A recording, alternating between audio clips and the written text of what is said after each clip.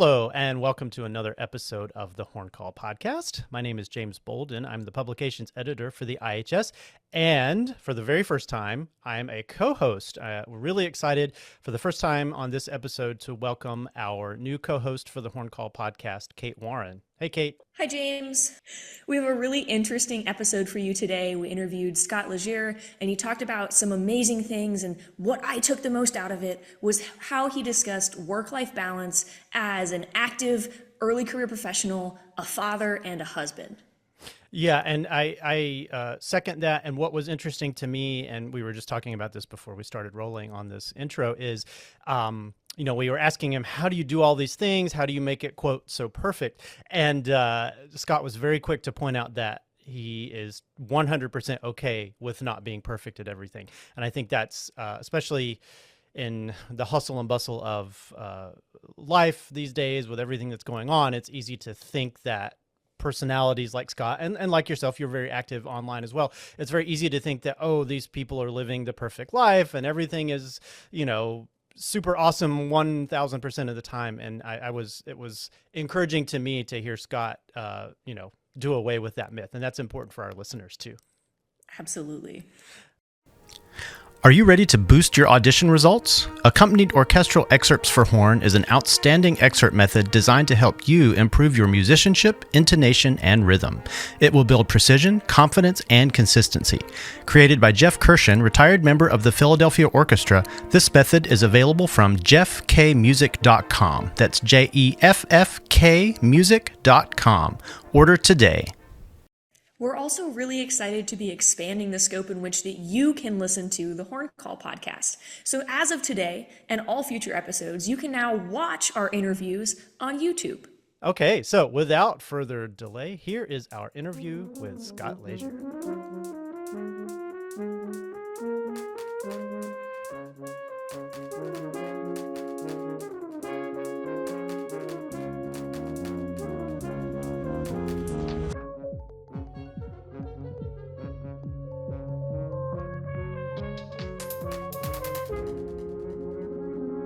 My guest today is Scott Leger, who everybody just about knows, as well as Kate Warren, our new co-host, who everybody also just about knows. But Kate, I promised you're leading this thing, so I'm gonna get out of the way and you just dive right in. And like I said, I will gladly derail the conversation at any point if you want me to. Of course, it has to. Scott, we were so excited to have you on the Horn Call podcast. When James told me that you didn't have an episode yet, I was like, no, I didn't. Yeah. I know Scott. I'm going to get him an episode. And you're in such an exciting part of your career right now. You have a big orchestra job, a new college teaching job, and you just had your first child. So my first question for you is, how on earth are you juggling this? What does your day look like, and where do your priorities end up shifting to? Yeah, that's a great question, because I don't think I do at all. I mean, that's the hardest part about balancing all this work, is that you constantly feel like you're just barely getting it done. So I think it is a very exciting time in my life, and I'm very lucky that I've had this trajectory that I'm really excited about, and I hope continues. But also, it's one of the things that you're never prepared for. You're just like, it's like exciting and also stressful at the same time. I should also mention, though, the actual secret to being able to balance the performing and the teaching and the social media and having the baby is the fact that I have an absolutely amazing wife who's very supportive of a career in music. So between me and Lauren, we get everything done together, but we're both exhausted and also both very, very happy, which I think is great.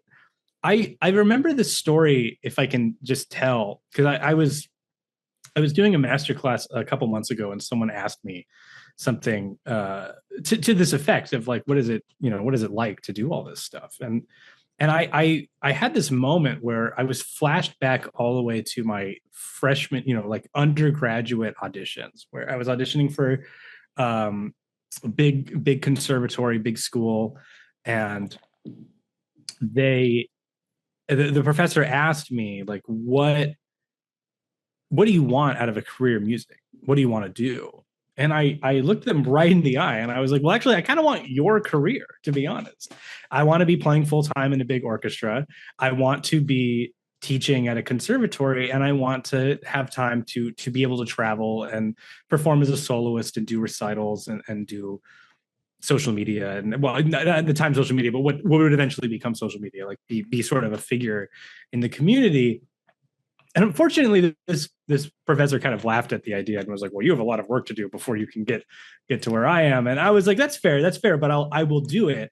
And it wasn't until that the student asked me that question that I looked back and I was like, in some ways, like I kind of reached a point where I've done it to some extent, and yet I still feel like there's so much more that I need to do. Like it's like, what do you do? And like on paper, I've achieved my dreams, but I do not feel in any way that I'm done. I feel like I'm ready to explore what the next things are in music and teaching and posting online. So yeah, I'm very lucky to have the career that I've kind of had for the past couple of years now. Scott, thanks for that, by the way. So anybody that doesn't know exactly what you're doing right now, could you give us sort of the brief rundown? I know you're in the Louisville Orchestra, right. But yeah, just make sure we're all on the same page information wise. Yeah, sure. So I'm the associate principal horn of the Louisville Orchestra, which is always a weird title because every orchestra works differently. In the Louisville Orchestra, that means that sometimes I play first horn and sometimes I play third horn. So I'm a high horn player, so to speak, in the Louisville Orchestra.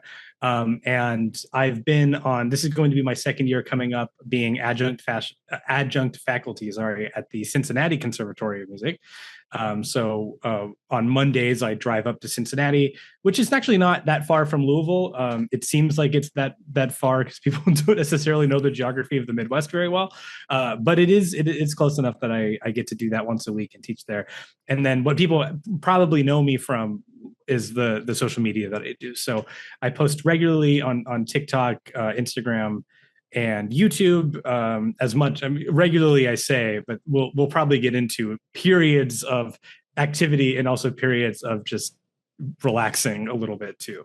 As regular as you can expect over what I think at this point is more than 5 years of being an internet face. Yeah. As regular as you can expect with a baby is the true thing. Yeah. I remember seeing your stuff when you were in New World. So this kind of predates, New World is a professional orchestra, but it's geared towards sort of like just on the cusp of a professional career, folks. It seems like anyway. I did 4 seasons in the New World Symphony, and you're right. It's sort of an orchestra of like, they get all the people who haven't won an audition yet, but are getting close. Mm-hmm. And they sit you down and they drill audition prep into you, so that hopefully you have the last kind of resource you need to push you from almost winning a job to like in a sense, we would always talk about it at New World of like everybody in there could win a job at any moment. You're just kind of waiting until, what's the thing about luck, right? When preparation meets opportunities, you're just waiting for that moment where you have your day and you're in a place with a lot of very, very hungry, very active musicians all preparing for auditions. But yeah, it is in all respects a professional orchestra. In fact, I would even go so far as to say that on like New World Symphony's best days, that orchestra sounds better than most professional orchestras out in the world on an average day. They have some fantastic guest conductors that come in. I've just, seen some of the promotional stuff, and just a beautiful place to play. And getting to hang out in Miami is probably not that bad either. No, it's not. It's not. If you got to put it somewhere, I don't know if New World would be as successful if it was in like Idaho or something. I think it needs the Miami Beach energy to make it work.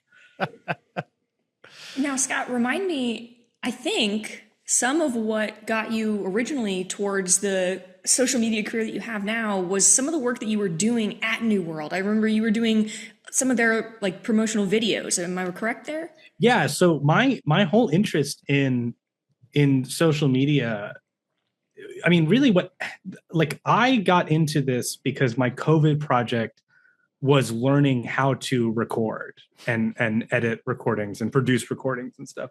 And the reason for that was during lockdown, all of our audio video staff at New World Symphony was furloughed. So we needed a way to keep performing music because everybody was stuck in their apartment at New World. So we needed a way to perform music, but we had no audio and video staff for it. And so someone asked me like, hey, do you think that you could do this? Which was an insane thing to ask me because I had no experience with audio or video at all. And it was also an insane thing for me to say yes. But for some reason, I just went for it. I just they handed me a camera that I had no idea how to operate, a huge computer and like a supercomputer, basically. I mean, like the stuff that they were using to like record and film our concerts, and more microphones than I knew what to do with, and said, well, if you could just like, produce these recitals. And I'm like, yeah, of course I can do that. Meanwhile, I'm typing into YouTube, like, how do I connect an XLR cable? Like, what do I need to do in order to learn how to do this? And so I produced like 20 or so concerts for the New World Symphony during COVID. They're not amazing, technical productions, but they were my start. We called them live from our living room because we had a living room in our apartment that we would record these for. And I just really loved the tech part of it. So when I loved the tech part of it, it made me want to record myself and learn how to do that. And then if I was going to record myself, well, I needed to post it somewhere. So then I started posting, and then people started accidentally liking it. And then I was like, well, I should post more. And so that's just kind of how it happened. It's like over a period of time, I just was just messing around with cameras and recordings and trying different pieces and different etudes. And then I thought, well, maybe I'll make a teaching video. I'll just see what that feels like. And then, by the end, I'm probably most famous for like an image of a piece of garlic bread next to an Alexander 103 that somehow gets millions of views every time I post it, which I don't really understand if that means funny anymore, but for some reason people like it. I don't know. That's just how it is. My best one is the lipstick French horn video. I thought it was the endoscopy video. Nope, it's doing great, but the lipstick French horn video is still my number one. You never know. You never know. Scott, you said something that I really resonated with, which is this idea of somebody asked me to do something that maybe I tangentially kind of get. Let me YouTube and Google search how to do it so I can say yes to this ask. Yeah. And I think that's something that shows up in all of our lives, especially as we are like early professionals and growing professionals. Can you talk more about maybe other places that's shown up within your career as a hornist, as an educator, or as a creator? Yeah, I think when I was especially like a very young student, but also even like when I was beginning my career at SMU in my undergraduate degree, I was very famous for just saying yes to stuff that I had no business doing. I don't really know where that comes from, to be honest. I don't know if it was instilled into me as a child, or it's just something that I just like performing, and so I like to say yes and get opportunities and do stuff. But I've just never. I've always felt that that experience is valuable. Like the idea of getting to do something is a very inherently valuable thing to do.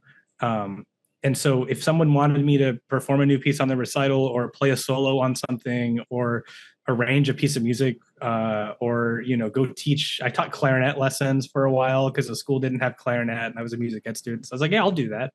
I'll teach fifth graders clarinet. And just stuff like that. That's like, if I have the time for it and it sounds interesting, like, why not try and figure it out? And then that's kind of how I've run a lot of my interests in my career for really as long as I can remember. I'm very, I guess I don't know. In some ways, I just think it's really important to, if someone says no, then okay. But if they don't say no, then you get to do something cool. And, if you don't do that well, then they shouldn't have asked you to do it in the first place. But they did ask you, and you can say yes or no if you want to.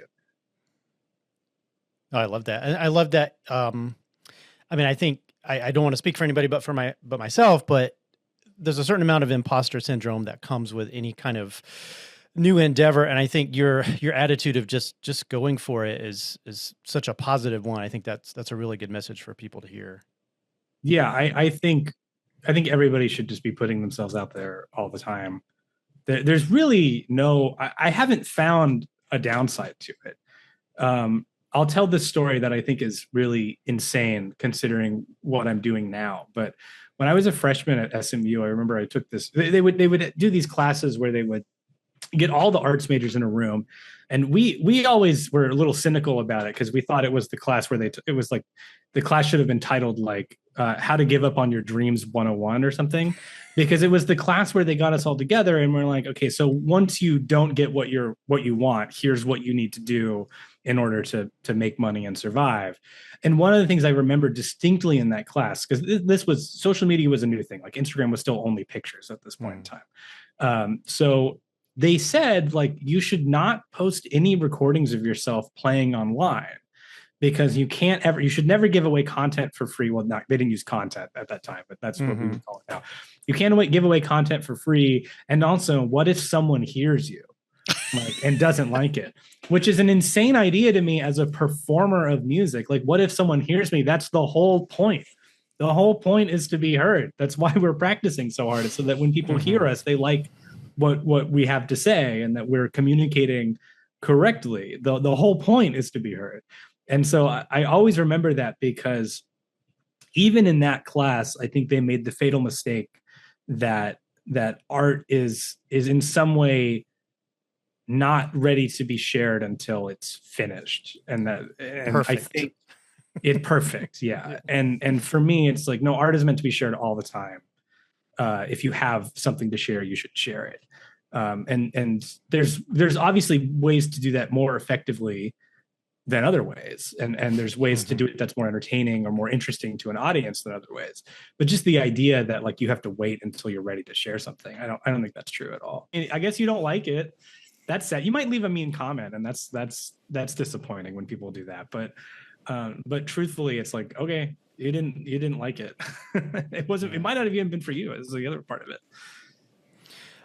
Do you suppose that, again, we're talking about even in just the last 10 or 15 years, there's been such a shift in the way things are consumed, and classical music is no different. Do you think that they were in some ways trying to protect you from getting some kind of a reputation? Like if you put something out there that's not note perfect, or if you put something out there where the mic is kind of weird or the sound is kind of weird, perhaps in some way, again, they're thinking under an older paradigm though. They're thinking, oh, this needs to be CD quality, as if you did it in a studio with as many takes and as many edits as you needed. Do you think that was part of them giving you that guidance of like, oh, don't put it out there till it's, studio perfect or whatever? Yeah, I mean, I think that's really the goal is like, okay, well, don't put anything out there because one day you're going to be trying to, let's say, be a freelancer. You're going to be trying to get gigs, and you don't want people who are hiring you to find stuff that they don't like, because then they won't hire you at some point. But that, I mean, to say that there's none of that out there that would be a mistake. But I think people are a little bit more. They're actually a lot better at separating that context than we give them credit for. Right. Like there's not really a lot of people that are like scrolling through someone's Instagram feed to find the oldest, worst video possible, and then not hiring them to play assistant horn on a Pops concert in some orchestra. Like that's not what's really happening, because to get those gigs, it's still about making connections with the local musicians anyway. You don't really get found on the internet in that way.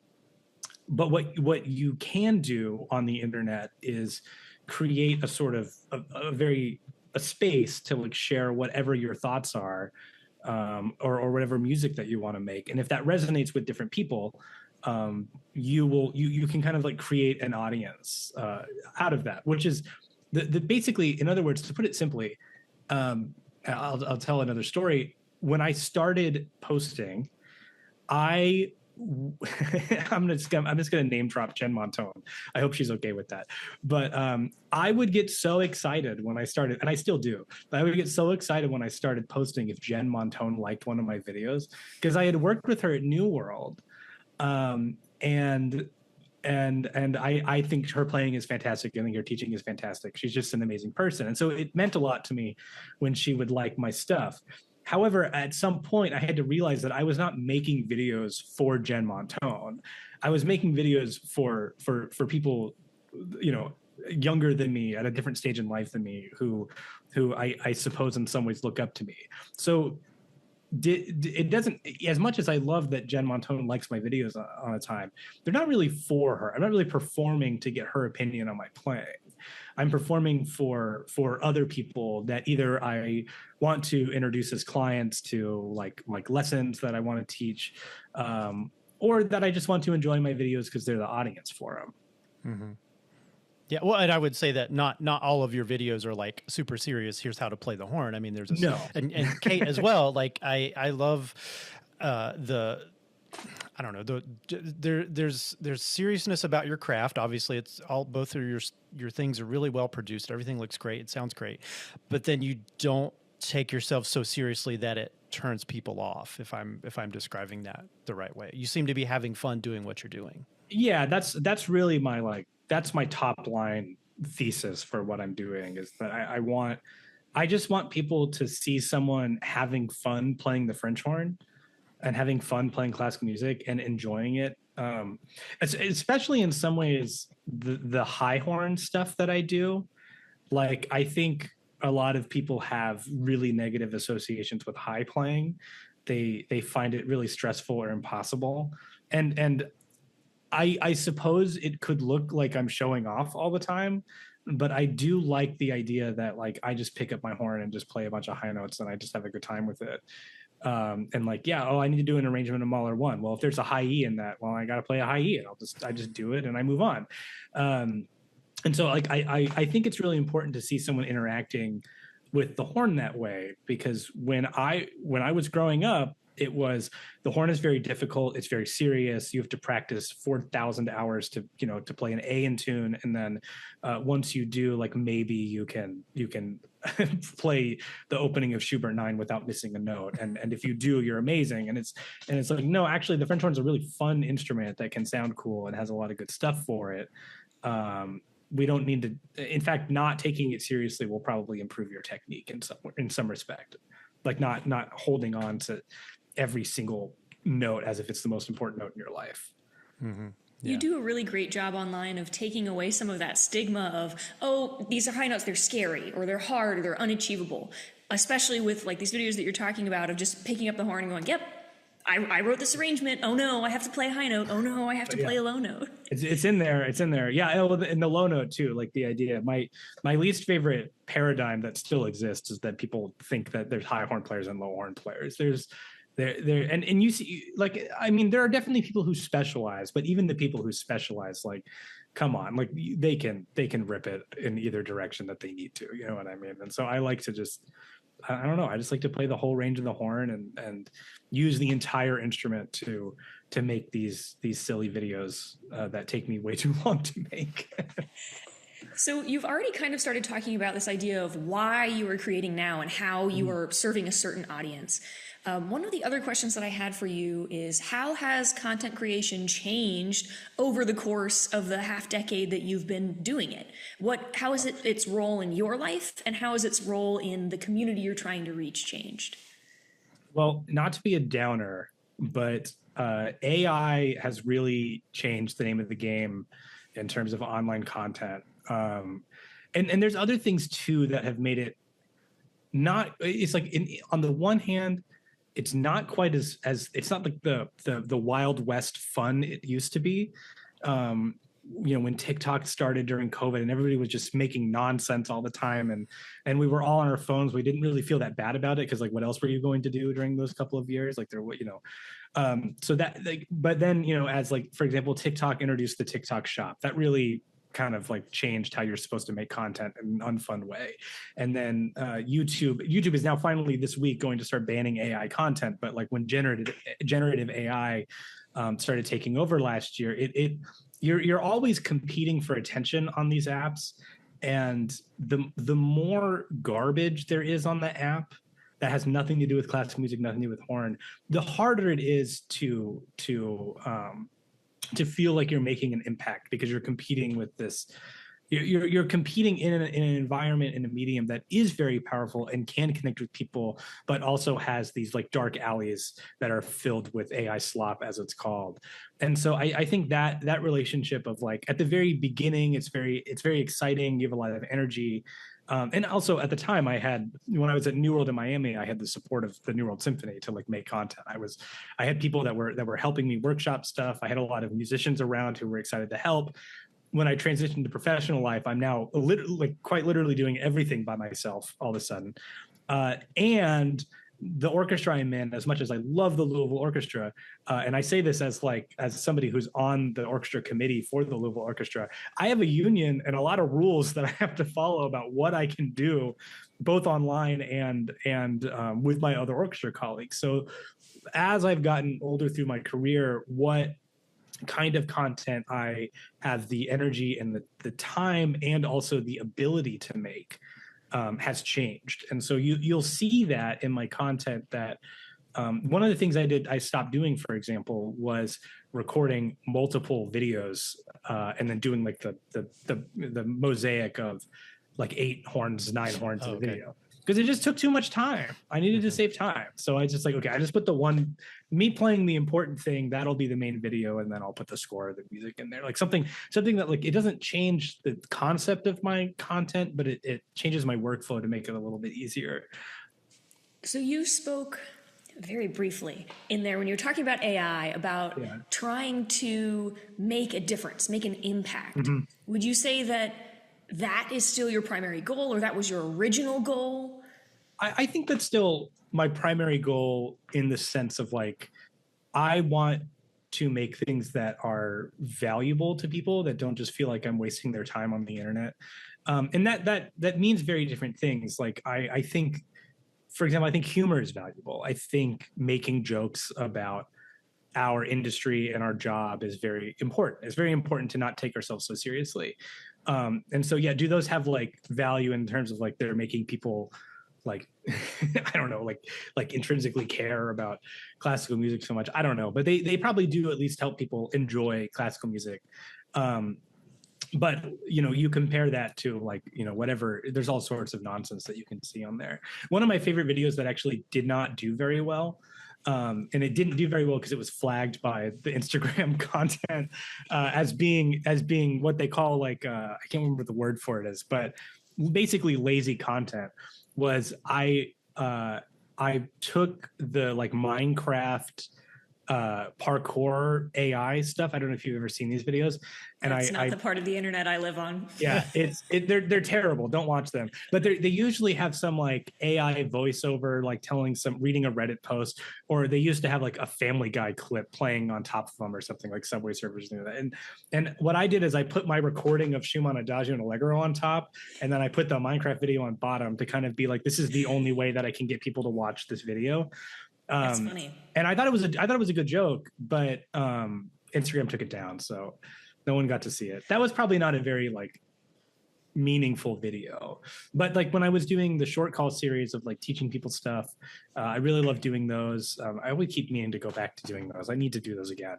And also just like the videos I do now, where I'm just sharing little horn moments from my favorite pieces and just playing them all on the horn. And like I think that's good exposure to the rep, but it's also just like it's just me playing the music I like and sharing that with people, which I think is the whole point of art.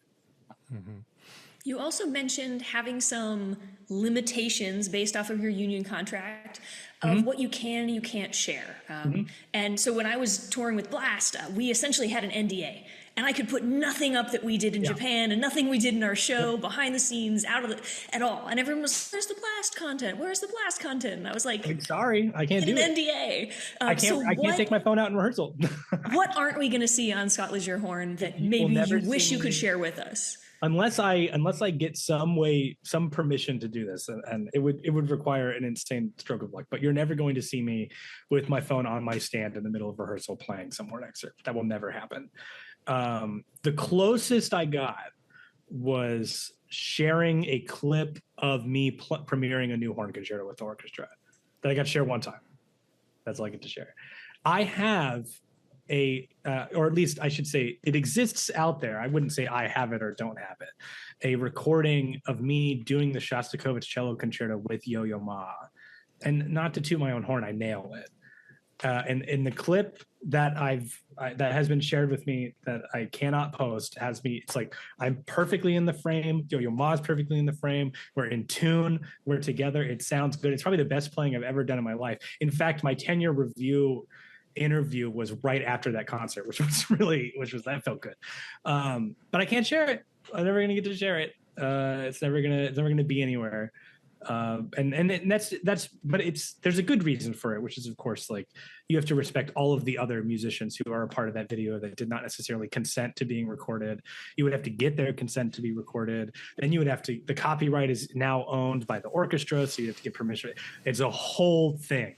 And it's why I'm so jealous of the kids, the influencer kids at Juilliard and where else that they get these great videos of them in rehearsal, but I can't do it anymore. I could do it at New World, but I can't do it here. So you mentioned something that maybe we don't talk about all the time online, and some people respect a lot more than others, which is the consent to have somebody else's face that's not your own on your channel. Yeah. I mean, yeah, that's a big thing. It's a big thing that I think people miss. It's an element of content creation and art and orchestra that people, I think, often forget about. Like the beauty of an orchestra is that it's, 70, 80 people all working together.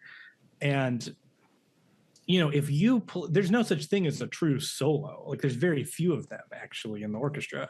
So the idea that like you share a clip, like those, I don't understand how some of those channels that like post orchestra clips exist, which I'm glad they do because they're an amazing resource for all of us. And there's incredible playing there. But the copyright legality of it strikes me as like really suspect. I don't know either, man. I don't think the law has caught up with what is being done yet. Yeah, it won't. And I hope it doesn't, because there are some gray areas of classical music that I do like to share that I think are actually beneficial to people. I remember when I was doing, like, you'll notice in my content that I try to avoid, I don't post as much like new music as I would like to. And I also try not to use recordings all the time. I have in the past, because there's some legal workarounds that you can use. Like if the recording is in Instagram's library, then like potentially there's some reason why you can use it, even if you have to use it from another source to make the video. Complicated, I know, I'm sorry. But there's some rules about that. That's like, it's kind of why I have to create everything myself, because otherwise like it gets really hard. It gets really hard to do all this stuff. Because I don't want to be in a position where my content is taken down. I had a really fun, it was like 2 years ago, I did like a month of videos where I just played wind band music, and almost all of those videos, the audio is taken off because they're too close to the original. So there are like some parts of this that people don't really consider about the copyright and the legality of it, that classical music notoriously does not pay attention to very well. And it's because it's in our field, it's hard to know exactly where the line is. If you play a Beethoven symphony, no one owns the copyright to the piece, but if you play the Bärenreiter edition, they own the copyright to the specific engraving that they did in the edition. So what happens if you perform a Beethoven symphony using the Bärenreiter edition? Who owns that recording? Whose piece is that? Nobody knows the answer to these questions, and classical music is not big enough for a congressperson to come up with an answer. Right, so yeah. we're just going to live in this zone for a while until someone cares enough to address it, Yeah. I have a kind of a overarching question for both of you. You were talking earlier about being inspired by comments people have made, Jen Montone among others, but inevitably if you put yourself out there, at some point somebody is going to troll you intentionally or unintentionally, or somebody's going to say something that it's going to hit you a certain way. How do you cope with that and then sort of like pick yourself back up and like, okay, I got to move on to the next thing or whatever? Oh, I delete them. I straight up delete the comments. I don't leave them up. Yeah, I don't leave them up. Oh, I leave them up. No, I get rid of them. Oh, I want that permanently cemented online that person said that. Because that's the thing is like, I know that I don't sound bad. I know that XYZ thing wasn't blah, blah, blah. But I want everyone else to see that Junior XOY345 said that Kate Warren music sounds like a rusty potato or whatever it is. I don't even want to see, because I don't even want to invite that energy onto my page. I don't need people thinking like that or talking like that. I like, for example, like I do recordings and I spend so much time on them that I get a lot of comments that people think they're fake. And it's like, no, they're not fake. I just spent a long time recording them. And so when I get comments where people start to like discuss like how I did it, and they're speculating on whether it's real or not, or what stuff I used, and it's like I don't even need people to think like that when they're watching this. Like, I want them to engage with the music, not the production, in a sense. You know, I mean, people have questions about the production, but I don't want people to like, and like other things too, like when, you know, like if someone comments and, you know, you miss a note, or you don't play something as good as another note, or but generally on the whole it's fine, and then you get a comment that's just like, this small minute thing was bad, I get rid of it, because I don't want people to think like that. I don't want people to engage with the internet looking for small things they don't like. I think the internet requires a big picture approach to engaging with art. I don't want people to go to a concert counting how many notes the horn section misses and the thing. And there's a lot of people that many of the musicians, by the way, like high level musicians, who are stuck engaging with performances in that metric of like how many notes did they miss, how many chords were in tune or out of tune. And I don't want to get stuck thinking of music that way, and I don't want people to engage with my content thinking of it that way. However, I do also take very good care to make sure that what I post I like. So I've gotten better over the years at like recording and making sure that what I'm putting out is not going to invite like any sort of like nebulous criticism. It takes me, you know, obviously it takes me more takes than I would like to do that. But I do think it's important to put out things that I think are really, really high quality playing and production as well. I like this maybe full circle aspect to the beginning of our conversation about creating a community and an audience that is engaging with music making and French horn playing in the same way that you want to be. And that's obviously different from maybe the way that I'm dealing with my audience, but that's a really valid perspective on how to herd and shepherd your followers into your preferred way of consuming music content. Yeah. And I know it looks like if you go to my comments, it's just like a bunch of people agreeing with me and being like, "Oh, wow, you sound really good." And that does feel like, you know, personally gratifying. I'm very happy if that people enjoy my content. But underneath that is this idea that I just don't think that you should be scrolling through the internet and I don't enjoy when I see content from children, effectively teenagers and young kids who are just trying to share music that they like, and then the comments are riddled with adults giving them unsolicited feedback. Like, that's not, if somebody writes me and says, "Can I get feedback?" I'm happy to give them feedback. But on the internet, I think you should be looking at that and just saying like, wow, how cool it is that someone put themselves out there.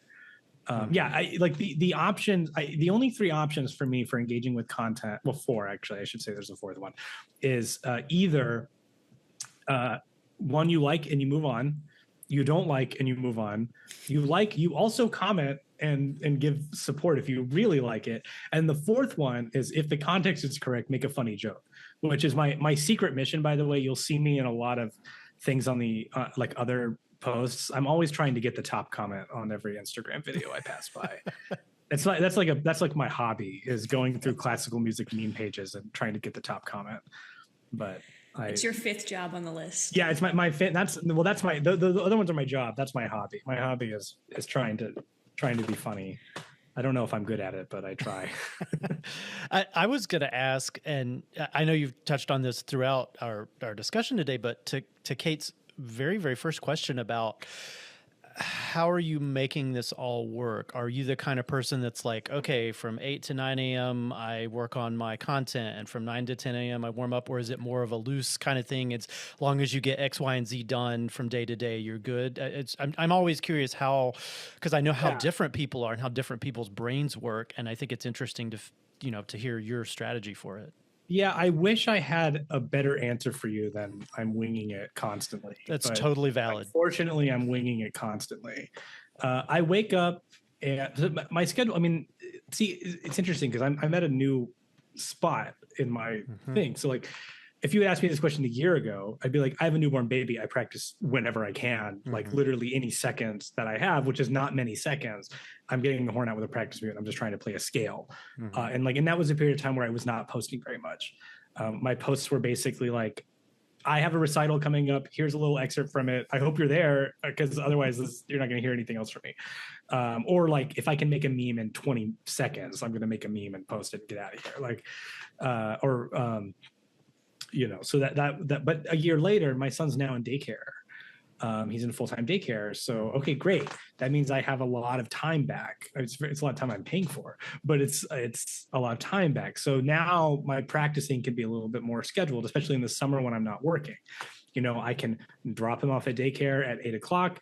I can come home. I can do a warm-up routine for the first time in what feels like 2 years, like just doing and not 5 minutes before rehearsal starts. Yeah, exactly. I mean, seriously, truly, like doing a full warm-up routine and then like having a little bit of an hour to like plan how I'm going to make content or how I'm going to practice for that day.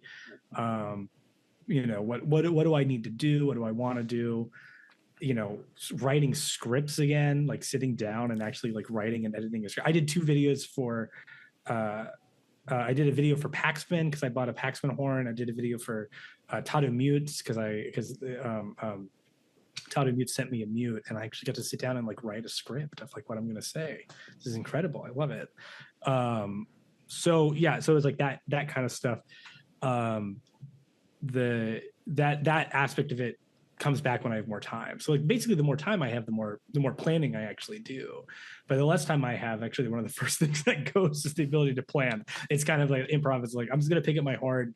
I'm just going to play, and I'm going to see what strikes me as interesting to do. That's great. Something else that you mentioned at the very beginning when we were talking about this like life balance was that sometimes you don't feel like you're doing it all really well. No. Is that okay? It has to be. And also, for the record, this is one of the reasons why tenure is such an important part of the orchestra process. I mean, I'll tell this straight. Literally the day after I got tenure in my orchestra. So I had my first tenure meeting after that Yo-Yo Ma concert, which was an incredible experience getting to do that piece with them. And then I think it was like September of that year that I had my final one. The day after I get tenure in the orchestra, my Schmid, my triple explodes. Like literally the braces just like came off, the valve stopped working. The thing had just been under too much stress. It was an old horn. Your horn got tenure and got complacent. Yeah, it immediately. So it's like, whoa, all right, I don't know. So I called up everybody in Louisville who had a horn. I was just like, who has something I can use? So I had an Elkhart Con 8D that everybody thought was my Elkhart Con 8D, but it was just one I was borrowing. So I had the Elkhart. Okay, so I played on that for a couple of weeks, and then I borrowed a Paxman 20L or 40L from somebody, the descant horns. I was playing like Till Eulenspiegel on a descant because it's just what I had access to. I borrowed a Dieter Otto from somebody. I had a different horn basically every 2 weeks in that orchestra. So that was like already like, I was like, oh my God, every single week I'm on a different horn. I never felt comfortable. And then I got everybody hates me, but I was like, I'm surviving. I'm doing fine. And then, okay, so that happens. And then I get my horn back in December of that year. It took like 4 months to repair it. And I did some extra stuff to it. I got a new lead pipe. I got a new bell tail. Okay, I finally have my Schmeck. It's like, oh my God, I feel like myself. And then my son is born 2 months early. It's like, oh, okay, well now like I'm like not practicing. I'm showing up. I played Mahler 6, and it was the first time I had played horn in like 5 weeks, like for a long period of time. I would practice when I could, but like seriously sitting down to play, I was like, oh, and it's Mahler 6 Symphony, cool. Nothing, a very light and easy piece. Easy on the chops. Right. Yeah, really easy on the chops. So, and like at no point in that was I playing awfully? Like, I was making videos during that time whenever I could, and I thought I sounded fine.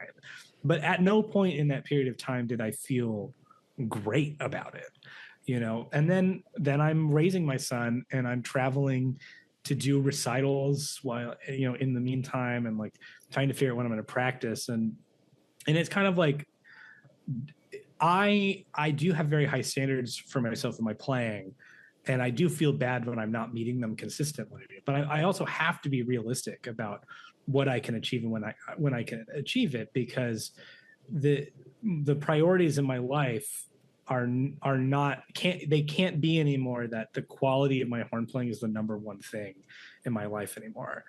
When I have an audition, yeah, that needs to go up to the top. But when I have a concerto, that needs to be up at the top. When I have a big performance, that needs to be up at the top. But in my day to day, like, the dishes have to get done. The kid's got to go to school. He's got to get dressed. I need to, you know, feed my cats. I need to make sure I'm teaching and preparing for my students. Like, so it's not really about like, what are my priorities? It's just like, if you ask me on what day what my priority is, what's it going to be? I'm not going to practice 4 hours a day for a pop show in Louisville. Like, that's just not going to happen.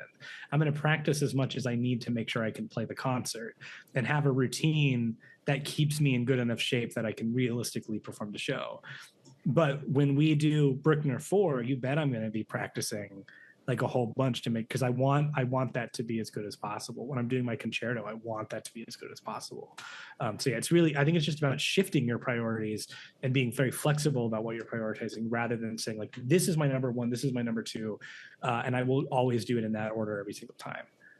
Because otherwise, what my cat can't be down here. She needs to eat, you know? Well, and it's also about being a whole person. You're not a machine that was built to play the instrument and that's it alone. No. You have to be a whole person. Yeah. I mean, when am I going to play Yu-Gi-Oh? I don't know. Like, how do I fit that in? Just wait till your kid gets into whatever they get into. You will also find yourself getting into that. I'm just going to I'll poke them into the stuff that I like, and maybe we can do it together. I'm admittedly terrified that my kid's going to like sports, because I don't know anything about sports. My wife and I joke often that I will be the dad with an insane camera taking pictures of like 4-year-olds doing t-ball, like action sport mode things, you know. And it's like, it's not in a weird way. I just want to have good pictures of my kid playing baseball. That's all. Like, what? You need a black magic camera. Dad hobbies. I like birds now. I never cared about birds before, but suddenly I'm into birds. You're in good company. There's some pretty well known horn players out there who are into birding. Doug Hill is one of them. So Doug Hill, yeah. We should talk. I don't know what known fact. Yeah. So, well, Kate, was there anything else you wanted to talk about with Scott? I have one more, which kind of loops us back. We'd gotten away from social media, and I was so excited to hear you talk about these other things, Scott, so I didn't want to take us back. But I had one more, and it did have to do with social media. So as both of us are pretty well-known creators in the French horn space, but also just like the brass playing, music education spaces, what role do you think that advocacy plays in our content creation? You work for, obviously, the Louisville Orchestra has amazing programming and does a fantastic job of advocacy and equity. Do you think that should be represented in the content that we make? Do you think that is one of our roles? Yes or no? Why or why not? There, you know, it's I was thinking about this question when you sent it to me earlier, because there's sort of a couple of different ways. Like, to be very clear, equity, diversity, access, these are all incredibly important topics, and they come up in my day-to-day constantly in the Louisville Orchestra, especially in the orchestra committee. We just went through a contract negotiation where these were like our top issues that we were trying to figure out. Like, how do we make just working in an orchestra more equitable, more fair, more diverse all the time? So it's something on my mind all the time. What I think I find particularly challenging about it in terms of my content is that my identity is a straight white man. I mean, that's simply what it's going to be. So when I'm presenting online, the sort of gestalt of social media is that when my page is sort of like my space and I'm sharing you my interests, what then becomes really important is that my interests need to, like, I kind of have to police myself in a way to make sure that I am, if the social media is a reflection of the things that I'm interested in and the issues that I find important, then my content needs to reflect that for myself. So if, you know, and that kind of allows everybody to share their own experience on social media and make it very authentic. And one of the ways, for example, that this comes about is when I was part of the Atlanta Horn Festival, and we had to do a recital. And I felt it was really important that we performed modern composers, modern works by women on that concert. So we performed Gina Gillies' horn quartet, the first horn quartet that Gina Gilly did, a piece by Elizabeth Raum, and things like that. So and every recital I do always try to make sure that there's at least one, if not more, works by women and people of color. And that's because it's something that I think is really important. It also allows you access to new, really fantastic music, which is always good.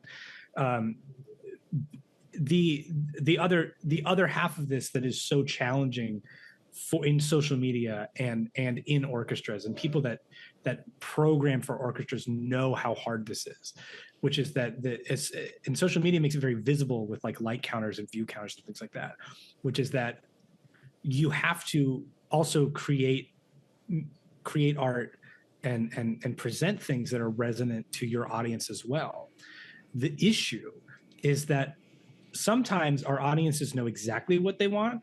Sometimes our audiences don't know what they want yet. And so for example, if I stopped playing all Germanic romantic composers on my channel for a year and only promoted new works that my audience was familiar with, it would be out of balance in the sense that nobody would see the content because it wouldn't be performing well enough to be useful. But when you're creating a platform and you're able to consistently get views and consistently build an audience, when you do make space for those lesser known works, and you make space for advocacy and all these sort of things and the stuff that you're producing, it performs better if it's in balance with everything your orchestra wants. In the same way, orchestras have this problem all the time with their programming, where if you do a concert that is exclusively, let's say, just for the sake of example, you do a concert that is all works by women. It is a marketing challenge to do this because audiences like what they're familiar with, and if they're unfamiliar with everything on the program, you have an extra effort you need to do to market and get those people in the door.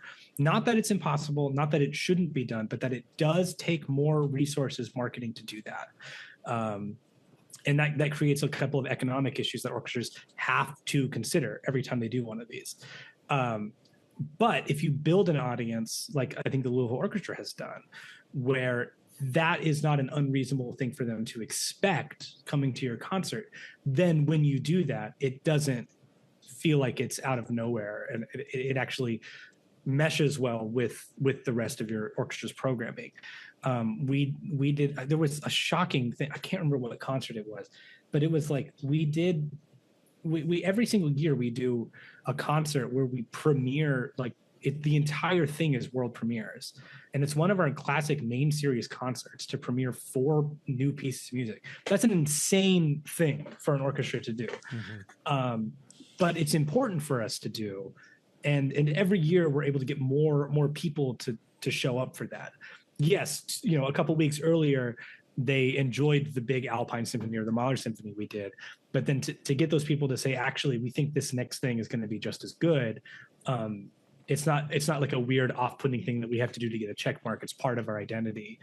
And I think just to bring it back to what I was saying at the beginning, it does have to feel authentic, and it has to feel like it's part of what you're doing, not that you're checking a box to perform, diversity and all this sort of things.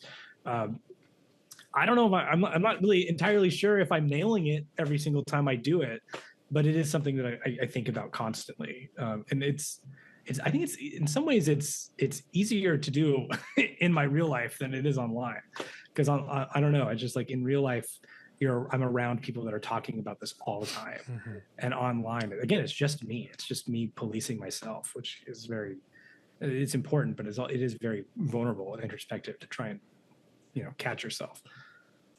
I really like that analogy where you, like, at one point I chuckled because you were obviously talking about yourself and your online programming, and then you said, oh, the orchestra, but you meant your audience, and then immediately started talking about your orchestra programming. Oh, yeah. So I love that you were making that analogy between like thinking about how main stage programming for Louisville Orchestra or whatever ensemble you're playing with is kind of the same as inserting advocacy within your own brand. Because you're right, like if you try to just present advocacy as a performative motion without that being a part of what your audience comes to expect from you, it's really hard to get that to be impactful or respected at all. Yeah, so thank you for adding it just that. feels like you're just doing it, and then because again, like the paradox of social media is that you want your stuff to be seen, and you want to present what you think is valuable, and your audience has a completely separate idea of what they think is valuable and what they like. And if you only cater to them, you won't feel like you're doing anything meaningful. And if you only cater to yourself, you won't build an audience that enjoys your work. So there is a little bit of give and take of like, this is what's valuable to me, and this is what's valuable to you. And I'm gonna take you along, because I think after you've seen my stuff for a while, I think you'll like what I'm doing. One of the sort of meta things I've been taking from our conversation today is about community and about how important community is. I think it all kind of hit home for us during COVID. When you got started with this sort of thing, we were all just kind of reaching out, trying to find a community. And I think, we're all here on this podcast because of the IHS, and it really does represent to the best that it can, and it's always trying to get better, is a worldwide community for horn players. So I know you performed at an IHS symposium. You were at the one in Colorado just last year. Great playing. Loved all the stuff you did. Maybe if you want to talk about sort of what the IHS means to you, what it's meant to you in whatever context, and then we've always got to end with an appeal to people who might be listening to this who aren't IHS members to spend that little bit of money. It's the equivalent of like a little more than $5 a month, really, to be a student member and to support this organization that is trying to, again, create a space and create a community for horn players. The IHS, the symposium, is so much fun to do. I had a great time being there in Colorado. One fun story about that that I don't know if everybody was aware of. So I performed Richard Bissell piece, Time and Space, with Dylan Hart on that concert. What I don't think people realize, maybe they did because I think in the program somebody else was listed, was that I got the call on Friday before the convention. So John McGuire called me the Friday before and was like, hey, we need someone to play second horn on this Richard Bissell piece. Can you do it? And I said yes before I saw the music. And I kid you not, you can leave this in. I had a Yu-Gi-Oh tournament the next day, so I actually didn't practice the next day because I had this competition I was already registered for and I had to go do. So and then Sunday was my travel day, so I got the music and looked at it on Monday morning when I was in Colorado, and every single morning of the symposium I was like at the campus at like 7:30 in the morning practicing and learning that piece. Because I brought my horn because I was going to do like one of my own arrangements on a later recital, but then I got the call to do that, and Dylan he was so amazing. He was amazing to work with, and he was super gracious for me, just like kind of like scrambling to learn this piece and figuring it out. And we had a fun time. It was a pretty good performance. But I mean, moments like that I think are really like that's what the spontaneity of the symposiums allow you to do. You just run into random people, some some you don't know, some you know in a parasocial way, and then it becomes a real way. I met so many people there. I mean, it's really meaningful to me there because I wish I could have gone this year, but just getting to meet a whole bunch of people that like I knew as account names on Instagram and now are like real humans that I'm talking to about horn and about content creation, and making that connection I think is really invaluable. One of my favorite stories of why I think what we're doing here is so important is, when I was growing up, the Horn Society page was really the only like consistent resource for horn information. And so even as young as when I was like 13, 14 years old, I would be on the Horn Society website, looking at the excerpts, looking at past audition things, because I wanted to know what music I was supposed to be learning at that time if I was going to do this full time. And my favorite thing I used to do, I had a computer class in junior high that we had to be a part of. And it was like a typing class and a thing. And I would always get my assignments done. This is 100% true. I would get my assignments done as fast as possible so that I could, again, 100% true, scroll through the classified ads and find all of the different horns people were selling. And then I would just go research what those horns were and learn about like what material they were made out of, what their bore sizes were, what their shapes were, and things like that. And sometimes people like, I'm a huge equipment geek, and they wonder like, when in the world did you learn all this stuff? I was like, yeah, in 7th grade computer class. What were you guys doing? Like, I was supposed to be doing typing, but I didn't need to. I was on the Symposium website looking up how much a Schmid double horn weighs. It was a really wild. I mean, that was just what I did. I mean, that's just how I learned about the horn world. I don't know. I just loved everything about the French horn from almost the moment I touched it, and I just couldn't. No one could stop me from learning as much as I needed to know about this instrument. I love that. Yeah. Thanks so much for taking time out of your busy schedule to talk with us today, Scott. Yeah, of course. Thanks you guys for having me.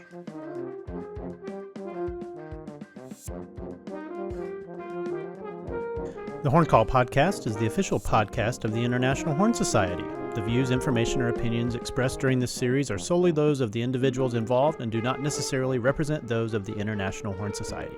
Copyright International Horn Society. Music by Brian K.M.